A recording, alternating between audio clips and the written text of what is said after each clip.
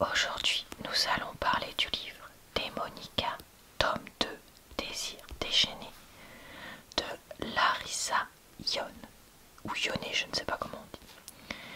J'avais présenté le tome 1 il y a quelque temps, donc vous pourrez retrouver en barre d'informations, commentaires épinglés et dans le i en haut de l'écran le lien vers cette première vidéo si ça vous tente, ainsi que le lien vers d'autres vidéos Booktube si jamais vous êtes intéressé.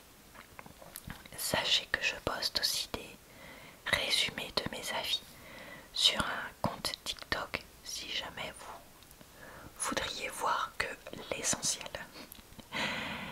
Alors je vais commencer par lire le résumé de ce livre, puis les premières pages de celui-ci, avant de vous dire ce que j'en ai pensé.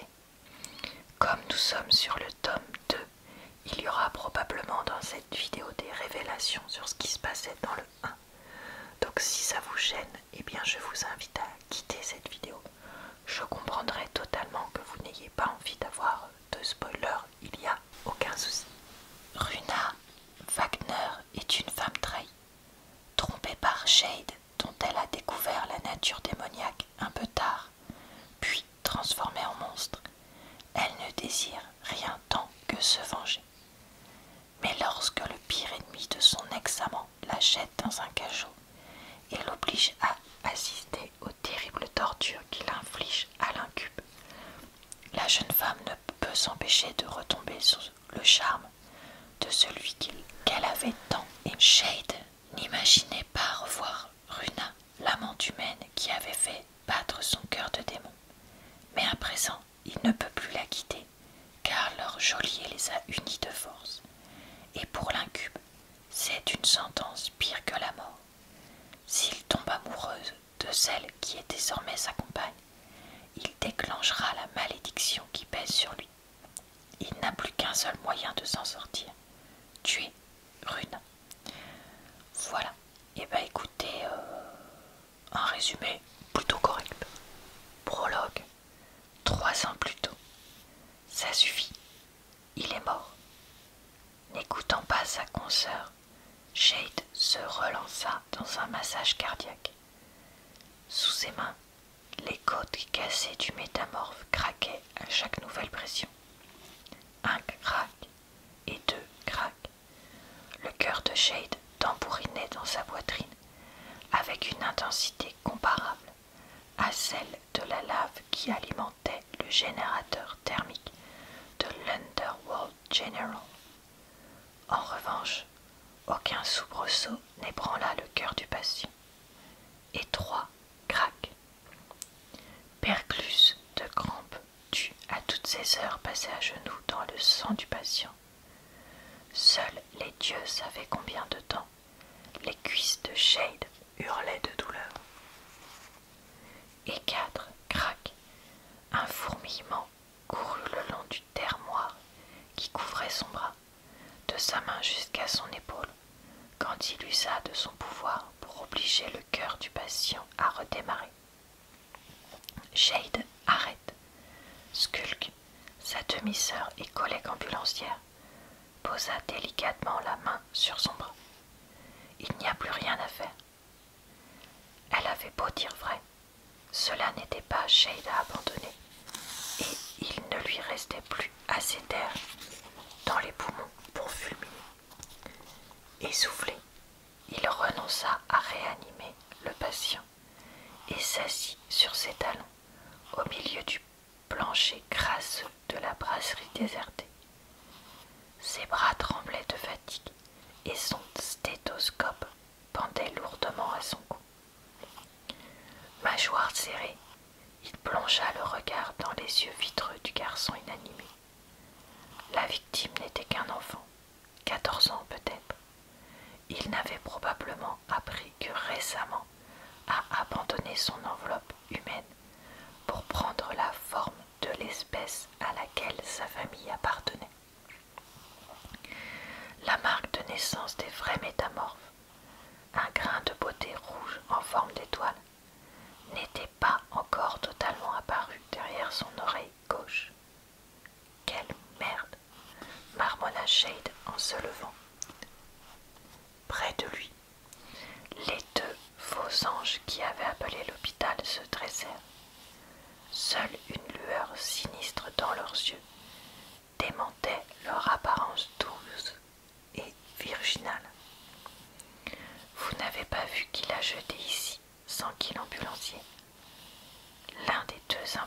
leur secoua la tête, faisant bruisser ses cheveux dorés sur sa toge blanche.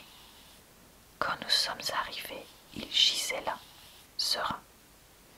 Il avait l'air serein alors qu'il lui manque la moitié des organes. L'autre faux ange sourit. Comme c'est touchant, dit-elle, en glissant son doigt de façon suggestive le long du décolleté de cette robe qu'aucun vrai ange n'aurait porté. Et si nous vous aidions à vous détendre un cube? Oui, ronronna la première.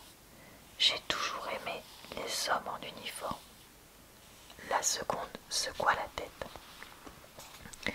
C'est vrai que Ferragotte aime hanter les postes de police. La dénommée Ferragotte entortilla une mèche de cheveux autour de son doigt et toisa Shade d'un air vorace. Mais je commence à me dire que je devrais plutôt sortir avec des médecins. Effectivement, son uniforme noir façon tenue de combat excitait toutes les femmes, même quand il ne leur envoyait pas les phéromones spéciales habituellement utilisées par les démons Séminus. Cependant, pour une fois, Shade n'éprouvait pas l'envie de se déshabiller en présence de deux séduisantes femelles. Je suis où là? Il était éreinté, en colère et écœuré par cette nouvelle vague de mutilation. Le pire étant que tout le monde se fichait éperdument qu'un individu s'amuse à découper les démons en morceaux pour les vendre au marché noir. Cela durait depuis la nuit des temps, mais qui s'en préoccupait? Shade. C'était lui, le pauvre qu'on appelait sur les scènes de crime, où il pouvait rarement éviter le décès des victimes, pour la plupart trop grièvement atteintes, voire déjà mortes. Voilà pour ma lecture. Alors, qu'est-ce que j'ai pensé de ce livre? Eh bien écoutez, je l'ai très moyennement aimé, parce que contrairement au tome 1 où j'aimais quand même plutôt bien les personnages principaux, dans celui-là je ne les aimais pas du tout. J'allais dire je pouvais pas les piffrer, mais voilà, c'est ça l'idée. Parce que je trouve que Shade est vraiment pénible la majorité du livre, et surtout je le trouve trop passif dans les problèmes qu'il a. On dirait que tout ça m'est tombé dessus. Oh qu'est-ce que je vais faire? Oh là là, oh là là, oh là là. Bon bref, je trouve pas grand chose pour essayer de s'en sortir, pour essayer d'avancer, etc. Et il m'a saoulé. Et Runa m'a paru assez ridicule dans sa colère au début, puis dans son changement complet, son 360 degrés dans ses opinions. Par la suite, voilà, franchement, je trouvais pas du tout ça cohérent. Il y a vraiment trop de scènes de sexe dans ce livre, au point où à la fin, franchement, ça devient vraiment très lourd. Voilà, moi j'ai déjà dit qu'il y en ait quelques-unes, je trouve ça plutôt généralement sympa. Mais quand il y en a trop, franchement ça me saoule parce que c'est pas quelque chose qui m'intéresse. Et là c'était le cas. D'autant plus que là, les scènes sont, pour certaines, pas du tout à mon goût. Avec une histoire de domination. Et comment dire, il y a un moment où on évoque le fait d'avoir un certain type de relation intime pour essayer d'expier, je sais pas comment dire, certaines souffrances qu'on a eues dans sa vie, certains traumas. Et je vous avoue que ça m'a rendu très perplexe. Alors, je ne suis pas psychologue, donc je ne sais pas si est-ce que la douleur physique choisie permettrait de se libérer de certains traumas,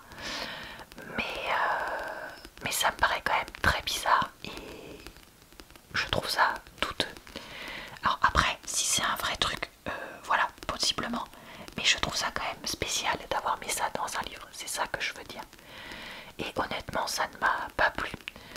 D'ailleurs les traumas de Runa, voilà quoi, enfin franchement c'est horrible à dire, hein, mais dans tous ces livres là d'amour là comme ça,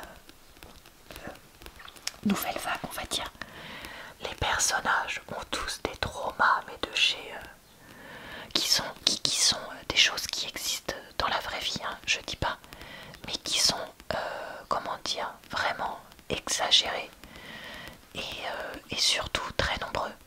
Et franchement il y a un moment où ça commence à devenir vraiment lourd.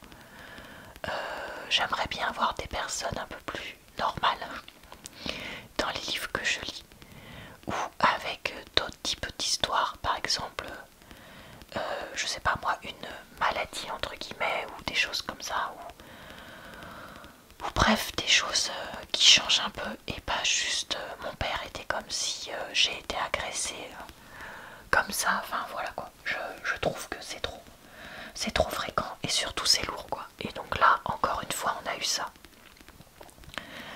L'histoire m'a paru assez ridicule dans celui-là, ce qui fait que j'ai eu vraiment du mal à le lire et à le finir. Mais je me suis forcée à le faire parce que j'ai envie quand même d'essayer un autre tome qui sera du coup avec comme personnages principaux d'autres personnes de cet univers-là. Et comme si je ne lisais pas ce tome 2 en entier, je savais que j'aurais pas la possibilité de comprendre le 3. Voilà, je me suis un peu forcée à le finir, quitte à lire un peu certains passages en diagonale dedans. Donc, est-ce que je vous le recommande? Personnellement, non, même si je pense qu'il pourra plaire à certaines personnes. Mais voilà, c'était pas du tout ma tasse de thé. Après, comme j'ai dit, est-ce que j'essaierai quand même de lire le 3? Oui. Donc, voilà, je vous donnerai mon avis dessus quand je l'aurai emprunté à la bibliothèque et essayé. Voilà, et bien écoutez, c'est tout pour la vidéo du jour sur ce livre. Je vous retrouve très très vite pour une prochaine vidéo d'avis de livres sur ma chaîne. Et d'ici là, quasiment tous les jours pour des nouvelles vidéos. Je vous souhaite une bonne soirée, une bonne nuit ou une bonne journée. Je vous retrouve le mercredi si ça vous tente sur ma chaîne secondaire pour des vidéos sans chuchotement. Je vous